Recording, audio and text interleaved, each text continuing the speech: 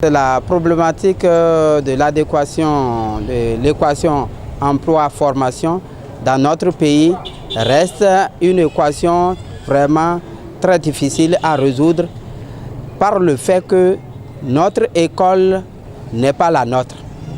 L'école béninoise est une école au service des intérêts étrangers et dans ces conditions, cette problématique ne peut pas être résolue. On va toujours constater que des gens sortent avec des diplômes, mais ils ne vont pas pouvoir trouver affaire. Parce que nous avons le prolongement d'une école coloniale.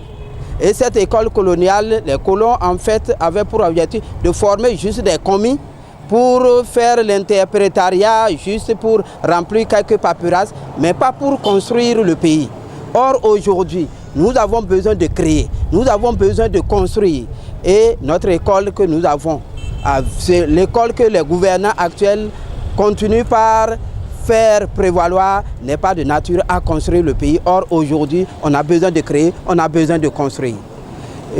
L'autre chose qui fait qu'on ne peut pas construire, les gens ne peuvent pas trouver emploi à partir du moment où nous décidons d'exporter tout. Nous avons refusé de créer l'industrie, de transformer les produits que nous produisons. Nous exportons par exemple tout notre coton, alors que nous disons que nous sommes les meilleurs producteurs de coton en Afrique.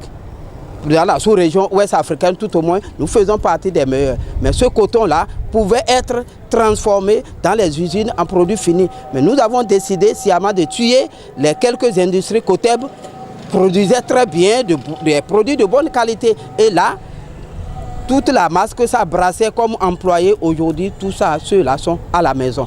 Quand c'est comme ça, l'adéquation, la problématique emploi-formation ne peut pas être résolue.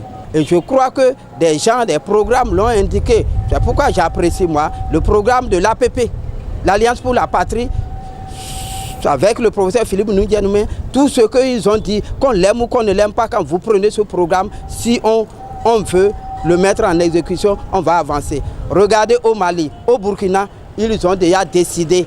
Après l'arrivée, c'est vrai que c'est des putschistes, mais ils ont décidé de produire, de transformer. Le Mali produit déjà des treillis pour habiller ses militaires.